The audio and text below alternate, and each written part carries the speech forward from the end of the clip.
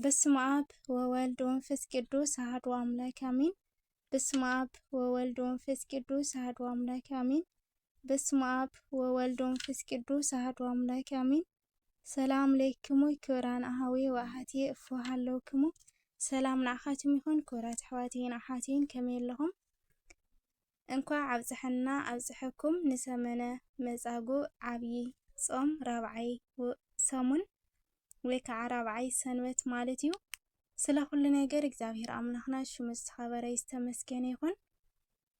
ጾምና ጾመ ስርየት ጾመ ድሕነት ይግበረና።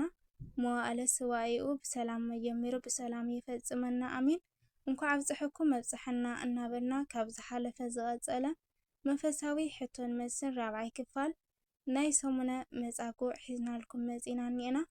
ጀሚርና ክሳብ ንውድእ ምሳናኪ ትፀንሑ ብትሕትና ንምሕፀን ክቡር ሓዊ ዲያቆን ሃይልሽ እንኳዕ ብሰላም መጻኻ እንኳዕ ብሰላም መጻኻ እናበልኩ ቀዳማይ ሕቶ መጻጉዕ ማለት እንታይ ማለት እዩ?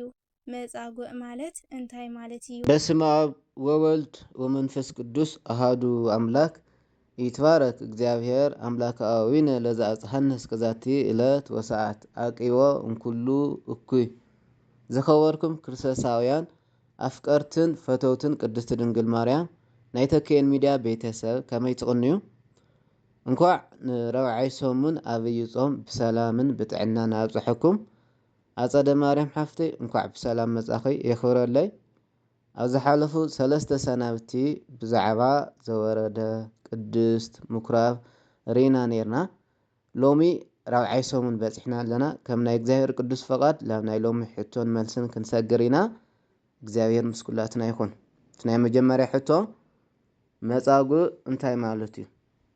መጻጉዕ ማለት ድውይ፣ ሕሙም፣ ጎባጥ፣ ድኑስ፣ ለማስ ማለት እዩ። ትርጉሙ እዚ ክኸውን ከሎ ብሓፈሻ ደዌ ወይ ከዓ መጻጉዕነት ኣብ ክልተ ይኽፈል።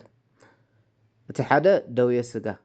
ደዌ ስጋ ማለት ምዕዋር፣ ምጽማም፣ ምሕንካስ ኮታስ ናይ ስጋ ኩሎም ሕማማት ደዌ ስጋ ይበሃሉ። እቲ ካልኣይ ደዌ ነፍሲ እዩ። ደዌ ነፍሲ ማለት ኩሎም ናይ ሓጢኣት ምግባራት ደዌ ነፍሲ ይበሃሉ። ክብርን ምስጋናን ኣምልኾን ውዳሴን ንስሙ ይኹን። ጎይታና መድሓኒትና ኢየሱስ ክርስቶስ ንድሕነትና ክብል ፍጹም ሰብ ፍጹም ኣምላኻዊ ዝኾነሉ መዋዕለ ስብከቱ ድውያነ ስጋ ብተኣምር ድውያነ ነፍሲ ብትምህርቲ ከም ዝፈወሰ ዝፍለጥ ሓቂ እዩ።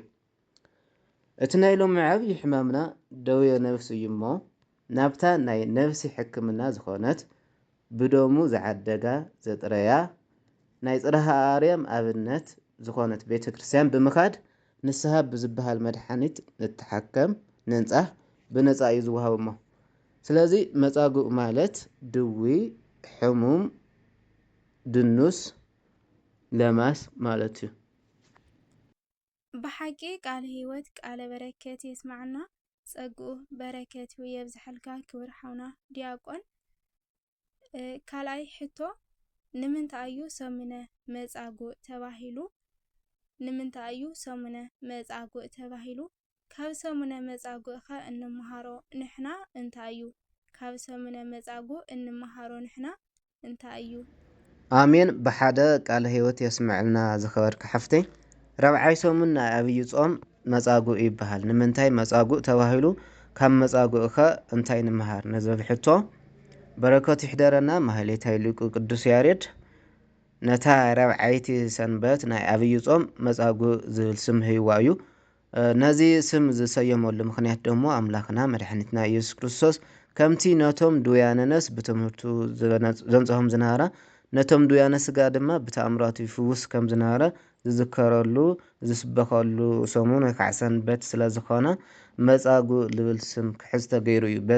በዚ ዕለት እዚ ካብ መጻሞ ድጓ ካብ ዋዜማ ጀሚሩ ዝዝመር ኣህየዎ ኢየሱስ ለመጻጉዕ ለ38 ክረምቲ ሃመ ነቲ ንልዕሊ 38 ዓመት ዝኣክል ዝተደነሰ ዝደወየ መጻጉዕ ጎይታ ኢየሱስ ኣድሐኖ ኣሕወዮ ብዝብል መዝሙር ዝተማእኸለን ኣምላኩ ሰለ ኣዳም ለዕረፍት ሰነ ተሰርዐ ብዝብል ርእሲ መዝሙር ዝጅምር ኮይኑ ጎይታና ኣምላኽና መድሓኒትና ኢየሱስ ክርስቶስ ኣብ መዋዕለ ስጋዊኡ ኣብ መዋዕለ ስብከቱ ብዝተፈላለዩ ሕማማትን ሽግራትን ዝተጠቕዑ ሰባት ወገናት ማለት እውን ንለምጻማት፣ ምዕውራት፣ ድኑሳት፣ ሓንካሳት፣ ጎባጣት ኢሉ እውን ብኣጋንንቲ ንዝተተሓዙ እናጠቐሰ ከም ዘሕወዮምን ኣብ ሰንበት ንሕሙማት ዕረፍቲ ከም ዝሃበን ዘዘኻኽር ሰሙን እዩ። ብፍላይ ከዓ ነቲ 38 ዓመት ኣብ ዓራት ተጣቢቑ ዝሳቀ ዝነበረ ልሙስ ተንስእ እሞ ዓራትካ ኣልዕልኻ ኺድ ተንስእ ወነስ ዓራተካ ኢሉ ዘሕወየሉ ናቱ መዘከርታ እዩ። ሙሉእ ትሕዝቶ ኣብ ወንጌል ዮሃንስ ምዕራፍ 5 ካብ ቁፅሪ 1 እስካብ 18 ኣብ ዘሎ ምናብ ንኽእል ኢና። ኣብዚ ናፍታ ቤተ ሳይዳ ከዓ ቤተ መድሓኒት ቤተ ምጥማቕ መልአክ እግዚኣብሔር ይወርድ ከም ዝነበረ ኣብኡ ዝነበሩ ድውያን ሓንካሳን ልሙሳት ይፍወሱ ከም ዝነበረ ኣብቲ ፅሑፍ ክንረኽቦ ኢና። ኣብዚ ናይ ኣይሁድ ቅንኣትን ህልኽን ዝገርም እዩ። ማለት እውን ነቲ ንልዕሊ 38 ዓመት ኣብ ኣልጋ ተጣቢቑ እናተሳቀየ ዝነብር ዝነበረ መጻጉዕ ስለ ዝፈወሶ ብሰንበት ፈዊስዎ ሰንበት ስዒሩ ናብሉ ከስዎ ቀትልዎ እውን ይሓስቡ ነይሮም ግዚኡ ስለ ዘይበፅሐ እምበር። ስለዚ ኣይሁዳውያን ግብሪ ይፅየፍዎ እሞ ይንፀፍዎ። ሎሚ እውን ናይ ኣይሁድ ግብሪ ኣይተረፈን እሞ ነንበዓልትና ምክሳስ ምቅንና ምስዳድ ኣሎ እዩ እና እዚ ክተርፍ ይግባእ። ስለዚ ግብሪ ክርስቶስ ክንኽተል ከም ዝግባአና እዩ ዘመላኽት ማለት እዩ። ካልእ ካብ ሰሙነ መጻጉዕ ብዙሕ ነገር ንምሃር ንኽእል ኢና። ነገር ግን ዝተወሰነ ክንጠቅስ ሓደ እግዚኣብሔር ንሕሙማት ብምሕረቱ ኣንጽሑ ካብ ሕማሞምን ፈዊሱ ጥዕና ከም ዝሃቦም ንምሃር ንኽእል።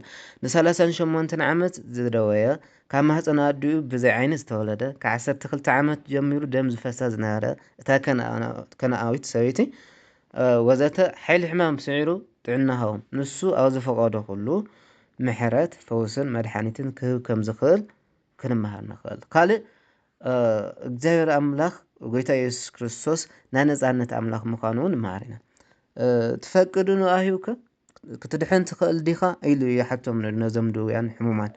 ነገር ግን ጎይታ ኢየሱስ ክርስቶስ ልብን ኩላሊትን ዝምርምር ኩሉ ዝከኣሉ ኣምላኽ ክድሕን ከም ዝግብኦ ጠፊዎ ማለት ይኾነ ነፃነቱ ዝምርኣይና ወዲ ሰብ ነፃነት ከም ዘለዎ ኣምላኽ እውን ናይ ነፃነት ኣምላኽ ምዃኑ ልምልዋስና ልምንጋርና ጎይታ ኢየሱስ ክርስቶስ ስጋ ምልዋሱ ልምዝኽኻር እምበር ጠፊዎ ማለት ይኾነ ማለት እዩና ጎይታና መድሓኒትና ኢየሱስ ክርስቶስ ናይ ነፃነት ኣምላኽ ምዃኑ ምምሃር ይከኣል።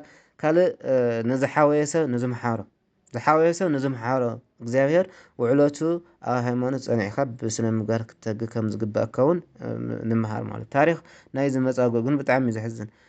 ብዝሓወየ ኣካሉ ኣጋሩ ናብ ኣይሁድ ኸይዱ ብዕለተ ሰነ ዘድሕነኒ ኢየሱስ እዩ ብማል ንዘድሕኑ ጎይትኡ ከሲሱ ኣሕሊፉ ሃቦ። እዚ ሰብ እዚ ልቡ ዘይድሓነ ነዘድሐኖ ዘይፈለጠ ኣሕሊፉ ዝሃበን ሕማቕ ሰብ እዩ። ንሕና ኸ ዝተገበረልና ውዕለት ብምስጋና ዝመለስና ክንደየና ኢና። ብኣንጻር ናይ መጻጉዕ ከዓ ብዝተገበረሎም ምሕረትን ፈውስን እሙናት ኮይኖም ዘመኖም ብቅድስና ዝፈፀሙ ብዙሓት ቅዱሳን ኣለዉ እዮም። ንኣብነት ርኩሳን መናፍስቲ ሓዲሮማ ዝነበሩ እሞ ድሓር ግና ጎይታና መድሓኒትና ኢየሱስ ክርስቶስ ብምሕረቱ ዘንፀሓ ማርያም መግደላዊት ምጥቃስ ይከኣል እዩ። ጎይታና መድሓኒትና ኢየሱስ ክርስቶስ ኣብ ዘምህረሉ ዝነበረ ግዜ ምስ ካልኦት ቅዱሳን አንስቲ ኮይና ብግልቦታ ሂወታ ንጎይታናን ንሓዋርያትን ዘድልዮም ብምቕራፅ ተገልግሎም ነረት። ኣብ ሉቃስ ወንጌል ምዕራፍ 8 ካብ ቁፅሪ 2 ሒዝና ምንባብ ንኽእል ኢና። ኣብ ግዜ ትንሳኤ እውን በቲ ፍሉይ ትግሃታ ትንሳኤ ንኽትርኢ ኣቐዲማ ክትርእን ነዚ ብስራት እዚ ናብ ሃዋርያት ንምብፃሕ ዝተለኣኻት ዕድለኛን ብልፅቲ ሰበይቲ እያና ኣብ ዮሃንስ ወንጌል ምዕራፍ 10 ካብ 1 እስካብ 8 ምንባብ ንኽእል ኢና። ብተወሳኺ ሓማት ጴጥሮስ እውን ካብ ሕማማ ምሳዕ ሓዋያ ተንስያ ኣገልግለቶም። ስለዚ ንሕና ዝተገበረልና ውዕለታ ብምስጋና ብግብሪ ክንገልፅ ከም ዝግበአና እዩ ንምሃር ንኽእል ካብዚ ማለት እዩ። ፈዋሲ ፀጋኒ ድውያን ኢየሱስ ክርስቶስ ነቶም ብእምነትን ተስፋን ዝፅበይዎ ካብ መጻጉዕ ዝመሰሉ ብዙሕ ዓይነት ድውያን ሕማምን ዝሳቀዩ ወትሩ ይወፅሖምን ይፍውሶምን እዩ። ናይዚ ምስክር ካብ ዝኾንና ሓደ ከዓ ኣብ ገዳማትናን ኣብ ኣድባራትናን ቤተክርስትያናትናን ዝርከብ ማይ ጸሎት እዩ ማለት። ስለዚ ንዘመናት ደውየ ሓሚምና ደዊና ተስፋ ክንቆርፅ ከም ዘይግባእ እዩ። ኣምላኽና ኣብ ጎንና ከም ዘሎ ካብቲ መጻጉዕ ምምሃር ንኽእል ኢና ማለት እዩ። ስለዚ ዝዓለት እዚኣ ጎይታና መድሓኒና ኢየሱስ ክርስቶስ ንሕሙማት ዝገበሮ ምሕረትን ፈውስን ንምዝካር ዝተሰየመት ዝተወፈየት ዕለት እያ ማለት እዩ። ብሓፈሻ ናይ ሰሙን እዚ መልእኽቲ ቁፅሪ ሓደ ጎይታና መድሓኒና ኢየሱስ ክርስቶስ ናይ ነፃነት ኣምላኽ ምዃኑ፣ ካልእ ንዝተገበረካ ውዕለታ ዘይምርሳዕ፣ እንደገና ካብ ብዙሕ ዘመን ሓሚምና ተሳቂና ተስፋ ክንቆርፅ ከም ዘይግባአና፣ ሰንበት ዕረፍቲ ናልና እግርናን ኢድናን ኣጣሚርና ኮፍ ኢልና ክንውዕል ይግባአን፣ ሕሙማት ከይድና ብምጥያቅ ዝተኣሰሩ ከይድና ብምብፃሕ ሰንበተ ክርስቲያን ክነክብራ ከም ዝግባእ እዩ ዘመላክተና ማለት እዩ። ሰሙነ መጻጉዕ ናይ በረከት ሰሙን ይኹነልና። ኣምላኽና መድሓኒና ኢየሱስ ክርስቶስ ደዌ ስጋና ደዌ ነብስና የርሕቀልና።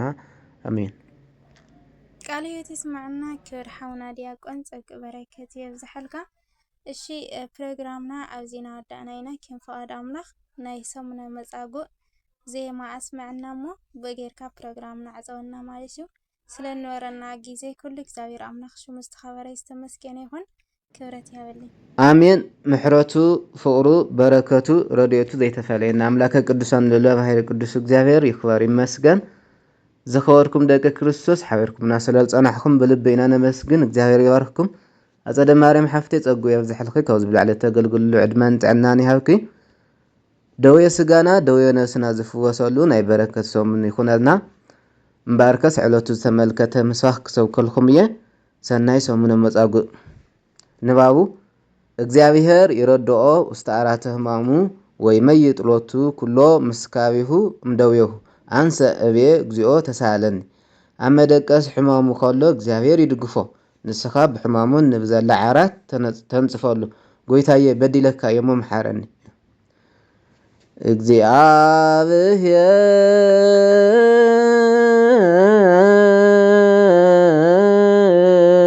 እግዚአብሔር ይረድኦ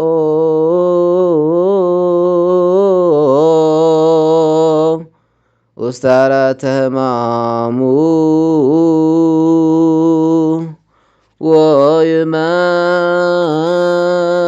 ወይመይጥ ሎቱ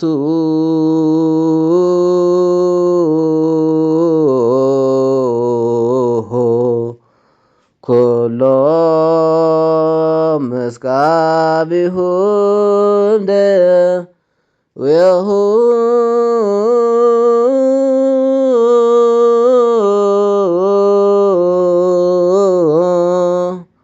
አንሰ እብየ እግዚኦ ተሳሃለኒ።